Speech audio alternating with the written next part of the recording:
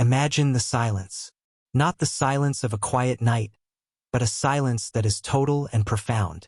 Imagine the sound of wind whispering through the concrete canyons of a city that has not heard a human voice in 50 million years.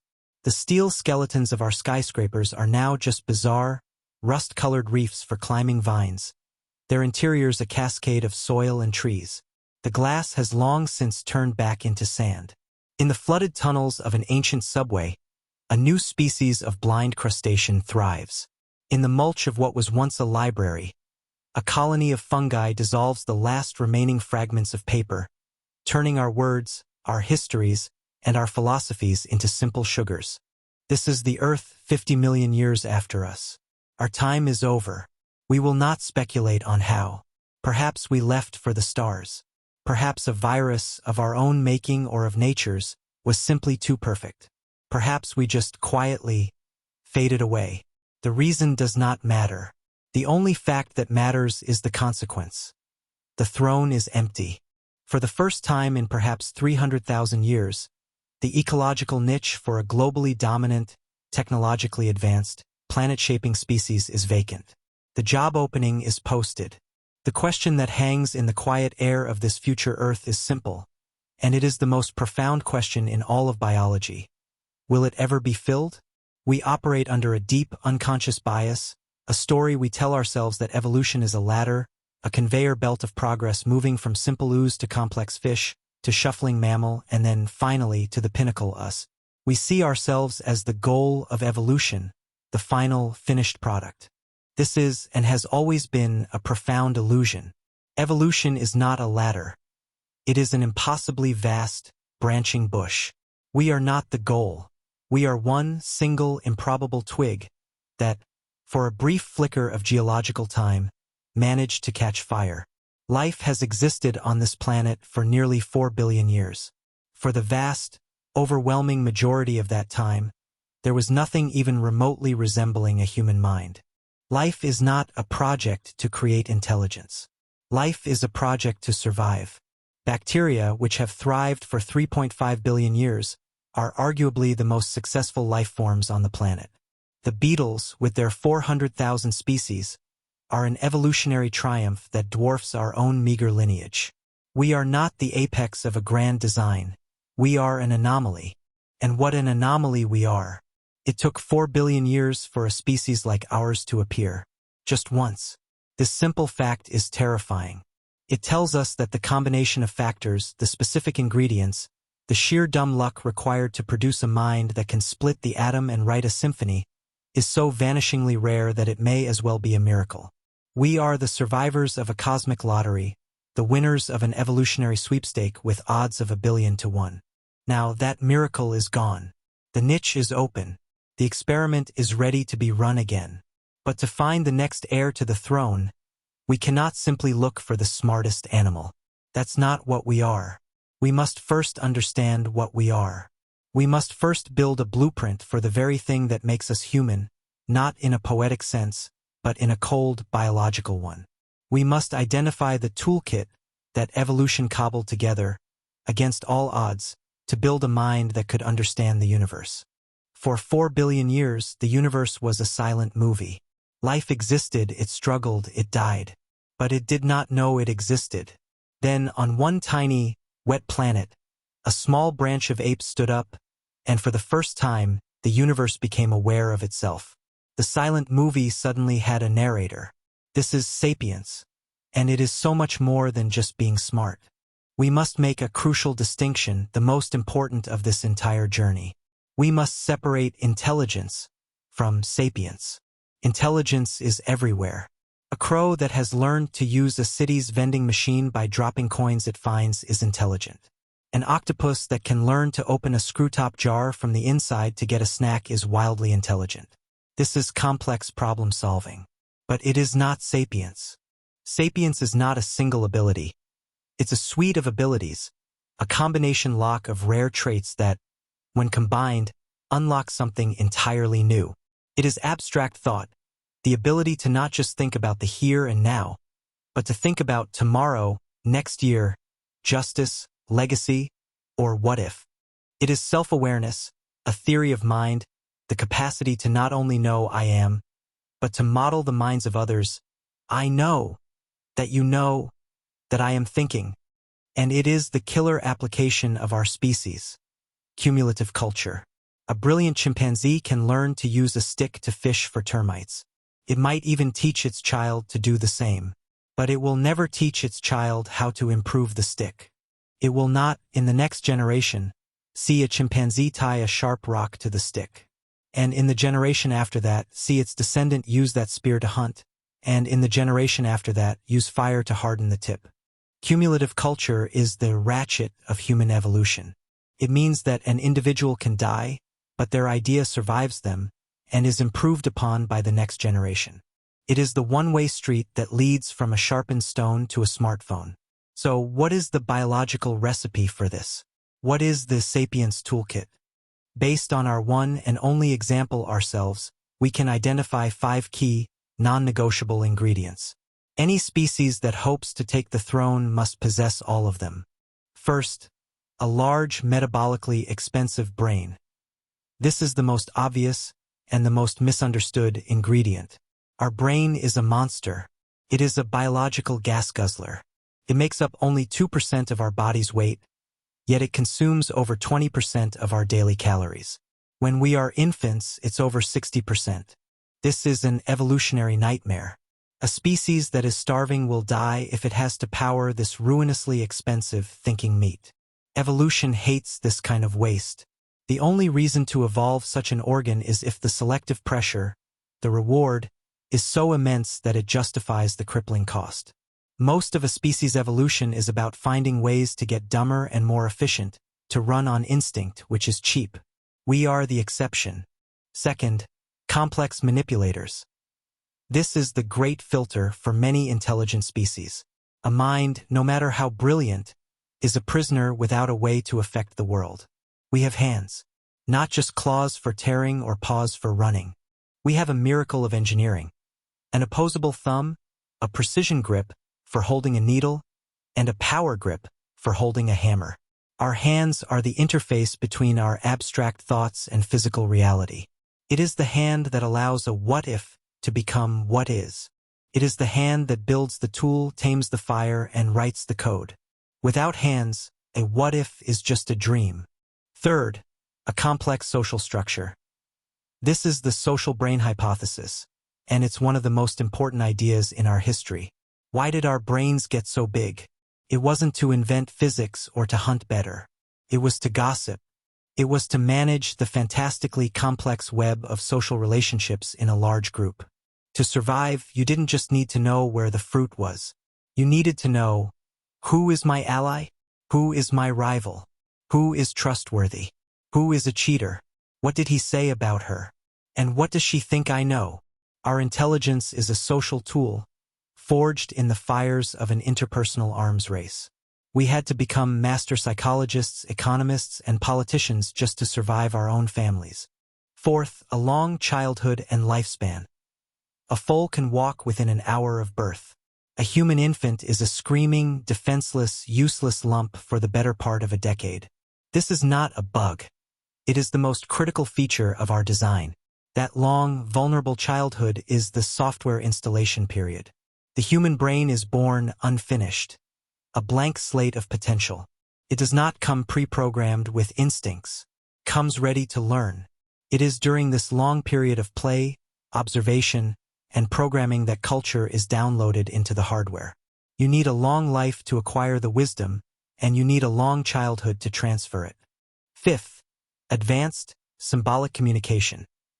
A bee can dance to tell its hive mates the exact location, distance, and quality of a flower patch. A wolf can howl to define the boundaries of its territory. This is complex communication, but it is a closed system. A bee cannot dance about the weather. A wolf cannot howl about yesterday. Human language is not a closed system. It is an infinite one.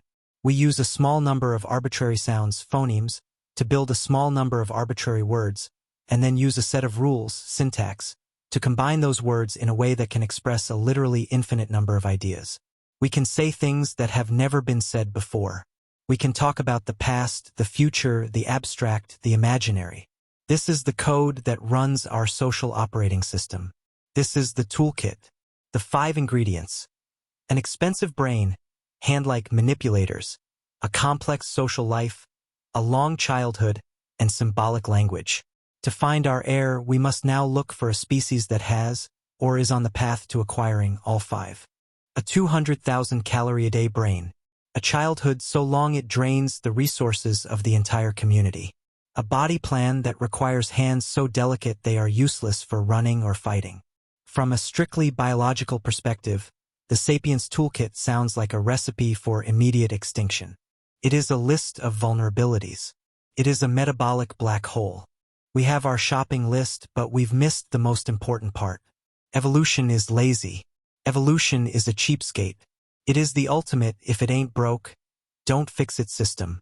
It will never build this palace of a mind just for the sake of it. It won't invest in these ruinously expensive traits unless it is forced to. The toolkit is the what. Now we must find the why. What kind of world, what kind of pressure, what kind of existential crisis could possibly push a species down this self-destructive and glorious evolutionary path? The toolkit is the car, but what is the engine? We find the answer not in the toolkit itself, but in the problem it was built to solve. No species tries to become intelligent. A species simply tries to survive. And it turns out the Sapiens Toolkit is an accidental, spectacular byproduct of solving 3 other very specific, very difficult problems. We need to find the push. In the grand theater of life, species tend to fall into 2 camps: specialists and generalists. The specialist is an evolutionary master. The koala is a perfect example. It has evolved to subsist on one thing: eucalyptus leaves, a food source that is low nutrition and poisonous to almost everyone else. It has solved its environment. It has no competition. It is a wild success, right up until the moment the eucalyptus forests burn down. Then it is 100% extinct. The generalist, on the other hand, is a jack of all trades. The rat, the raccoon, the crow, our own primate ancestors. They are not perfectly adapted to anything. They are opportunists. Their diet is whatever they can find: roots, bugs, fruit, carrion, shellfish, eggs. This is a much harder life. It requires a different kind-of mind. The specialist only needs to know one thing. The generalist needs a vast mental database. What is this? Is it edible? Is it poisonous? Where did I find it last time? What season is it? How do I get it? Did it try to kill me? This is a 24/7 cognitive workout. This mental map building favors a bigger, more flexible brain, one that is good at learning and remembering.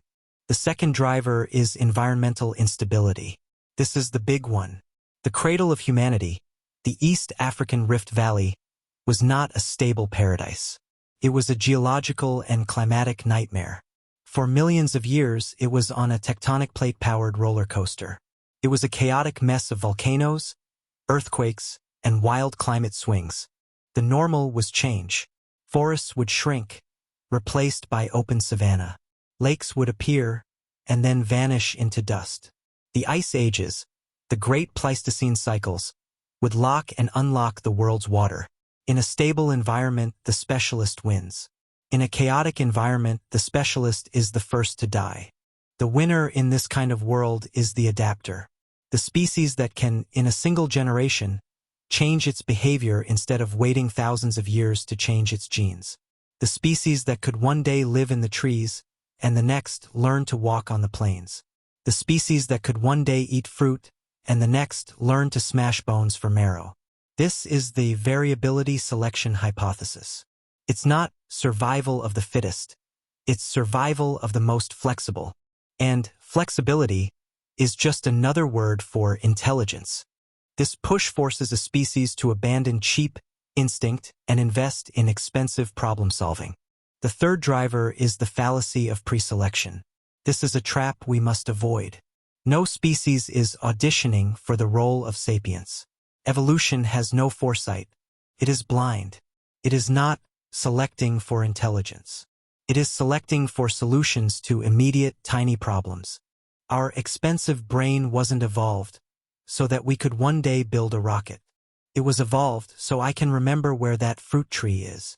Our complex social brain wasn't evolved so we could write constitutions. It was evolved so I can tell if this other ape is lying to me. Our complex manipulators weren't evolved so we could play the violin. It was evolved so I can pick this grub out of a tiny hole. Sapience is the accident. It's what happens when all of these tiny, separate solutions, the social brain, the foraging brain, the tool-using hands, get stacked on top of each other, and then get supercharged by the feedback loop of language and culture. They combine, they synergize, and they ignite. So, our search is now more specific. We are not just looking for a species with the 5-part toolkit. We are looking for a species that is being subjected to the push.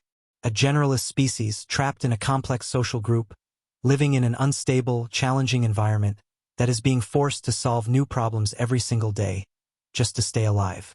Now, and only now, can we begin the auditions. The moment of the audition has arrived.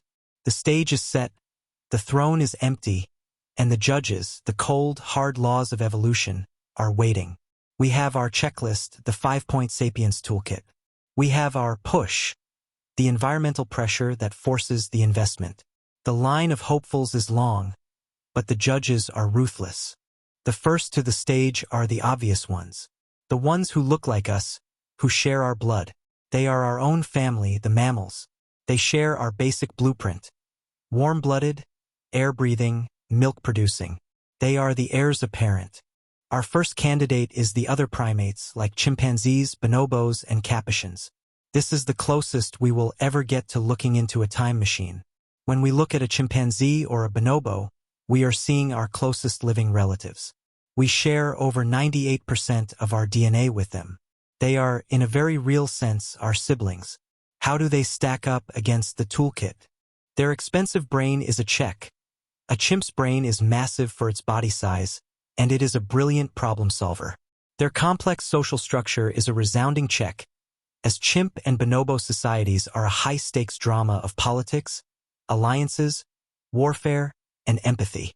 They are social brain animals through and through. Their long childhood and learning is also a check. A young chimp will stay with its mother for years, learning tool use, social rules, and foraging techniques, and they have protoculture. Finally, their complex manipulators are a check. They have hands. They are not as precise as ours. Their thumbs are shorter, their fingers more curved for climbing, but they are hands. They create and use tools. Termite fishing sticks, leaf sponges, and stone hammers and anvils. They have 4 of the 5 ingredients in spades. The only one missing is the final, explosive one: advanced, symbolic language.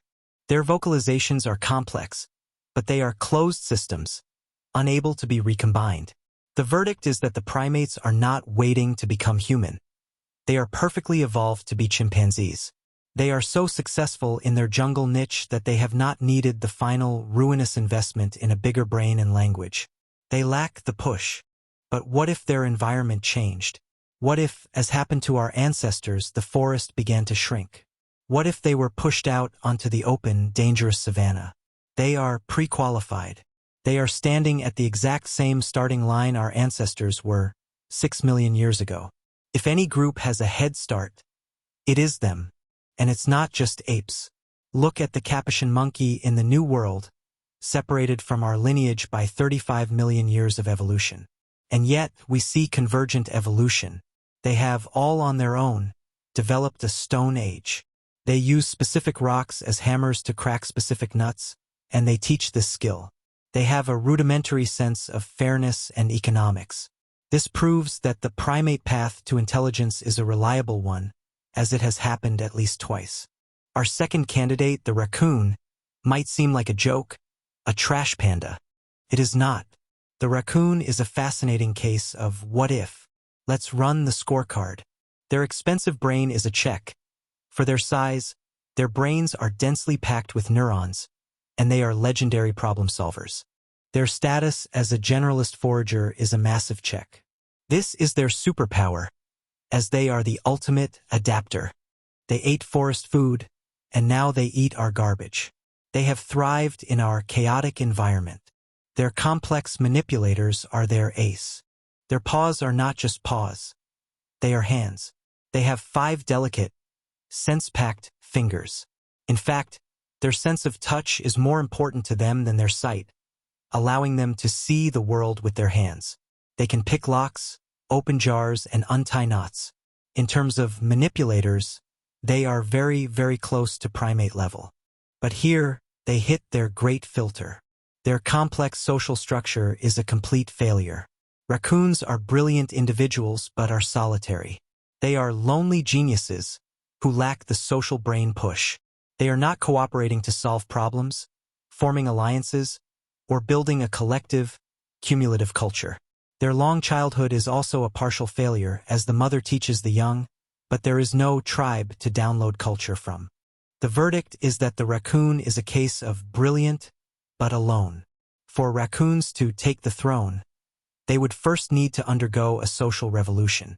They would need millions of years of a new push that forces them to become pack animals and to need each other.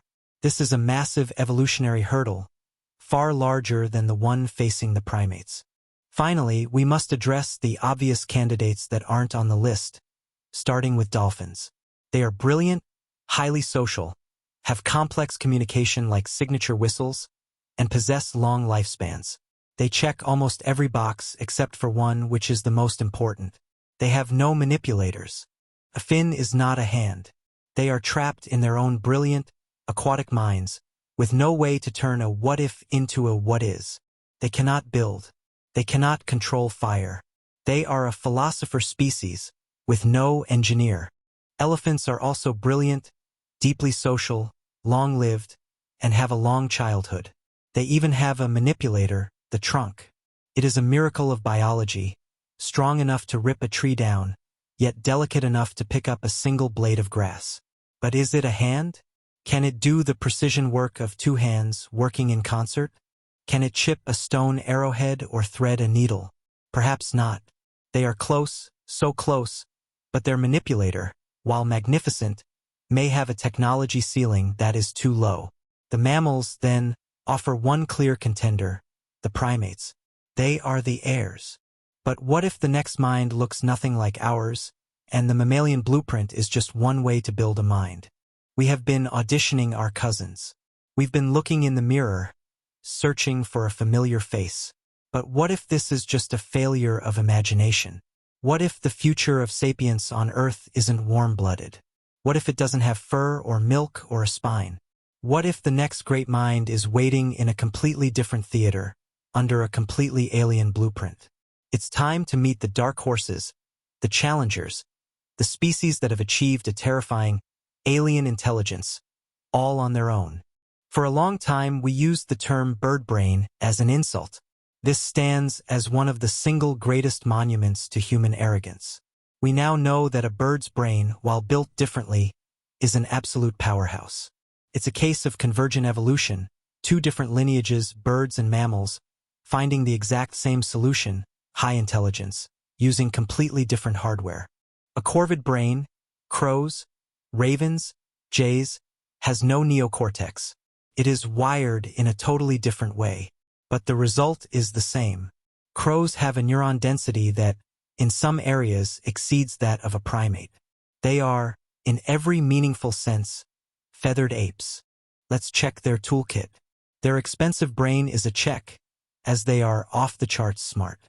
Their complex social structure is a check, with ravens forming vast, complex societies.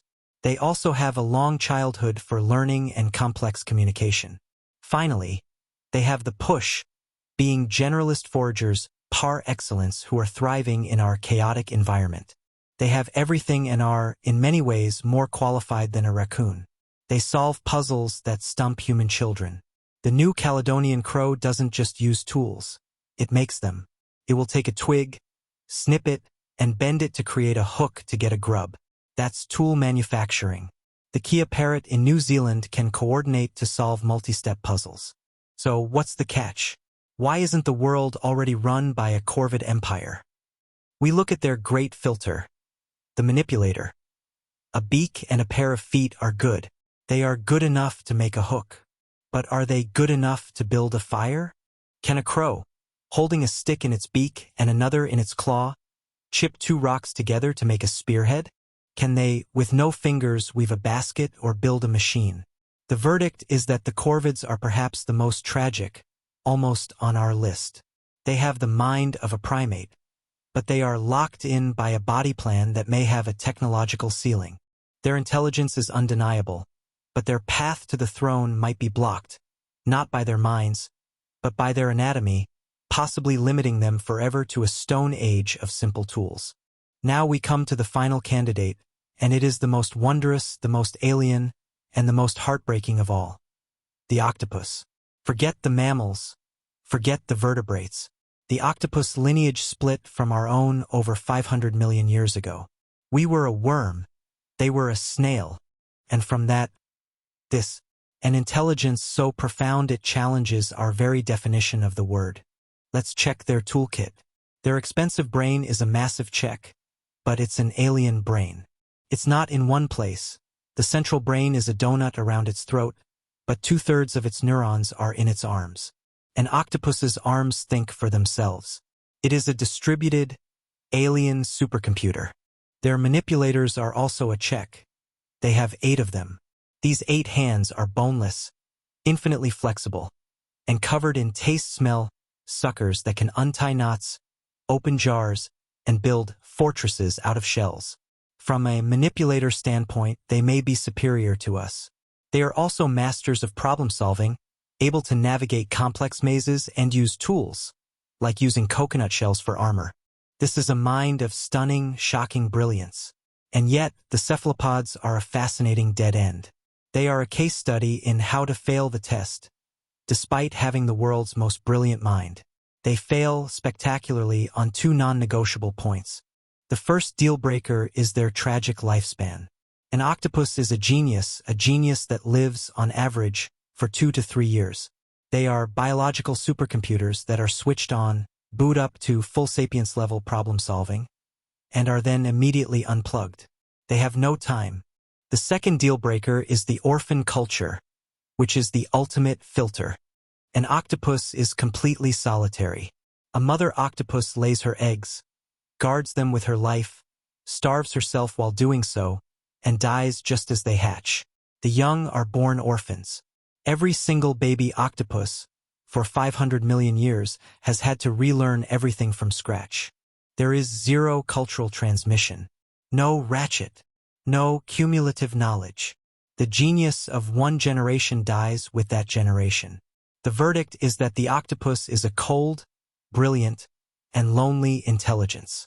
It is a recurring spark that flashes in the evolutionary darkness, but can never catch fire. For the cephalopods to take the throne, they would have to fundamentally rewire the most basic facts of their biology. They would have to evolve to live for decades. They would have to evolve to be social, to become parents who teach their young. This is a mountain of change so high, it is almost impossible. The auditions are over. The stage is empty. We've seen the heirs, our primate siblings, waiting at the starting line. We've seen the lonely genius of the raccoon, held back by its own solitude. We've seen the feathered ape of the crow, a brilliant mind trapped by an ancestral body. And we've seen the alien spark of the octopus, a genius who is born an orphan and dies an adolescent, over and over, forever. We've checked our list. We've analyzed the candidates. And the silence that returns is profound. The throne remains vacant. Why? Because in our human-centric haste, we've been asking the wrong question. We've been asking, who is next? As if this were a relay race, as if we are waiting to pass a baton that is still warm. We have been looking for a species that is on the verge. But there is no species on the verge. Not one. All of them are missing at least one, and often several critical components of the sapiens toolkit. Or, more importantly, they are missing the relentless million-year push that is required to make the ruinous investment worth it. The candidates are clear. If the throne is to be filled, the most likely path is the one that has already been proven to work. The primate path. Our own siblings, the chimpanzees, or the convergent capuchins, already have 4 of the 5 toolkit items. They are the only ones who just need the push. The corvids are the dark horse, a brilliant mind that would need to overcome its manipulator ceiling. Everyone else is a 1,000,000-to-1 long shot, requiring multiple fundamental changes to their biology. But the real answer, the one that chills the air, is not about who. It is about when. We think in human timescales. We are impatient. We see a crow use a tool and we think, they'll have cities in 1,000 years. This is our folly. Let us recalibrate our clock. Let us talk in the deep time of evolution. 65 million years ago, the dinosaurs were wiped from the earth, and the mammalian niche was opened. It took our own lineage 60 million years of research and development just to produce the first primate. Our ancestors split from the chimpanzee lineage around 6 or 7 million years ago. We did not start our journey as Homo sapiens. We started it as a small, terrified ape. It then took us 6 million years of brutal, grinding evolution to get here. 6 million years of Australopithecus, of Homo habilis, of Homo erectus. 6 million years of failed experiments and evolutionary dead ends. Homo erectus, a species smart enough to control fire, build complex tools, and hunt in coordinated groups, existed for 2 million years. Think about that. Our entire civilization is 10,000 years. Our species, Homo sapiens, has only existed for 300,000. Our sapient behavior, art, complex culture, symbolic thought, is perhaps only 50,000 or 70,000 years old. The journey from a smart ape to a mind that can read this is not a 1,000-year project. It is not a 100,000-year project. It is a 10 million-year project. So, when we look out on our future Earth, 50 million years from now, and we ask, who is next? The answer is, we are far, far too early to know. If the chimps are pushed from their forests today, ask us again in 5 million years. Then we might see the first sparks of a new Homo habilis. The throne is vacant, and it will almost certainly stay vacant for a time that is, to a human mind, an eternity. And this brings us to the final and most profound possibility. The possibility that the sapiens toolkit of 5 rare, expensive ingredients, plus the evolutionary push of 1,000 chaotic almost extinctions, is a sequence of events so absurdly mathematically improbable that it cannot be repeated. The silence we imagined at the start, the wind whistling through the bones of our dead cities. What if that is the final answer? What if the universe tried this experiment once? What if we were the fluke, the anomaly, the 1 in a trillion shot? The throne may never be filled again, which would mean that our own brief, improbable flicker of awareness was not just rare. It was the single most precious thing the universe has ever produced. And it is gone.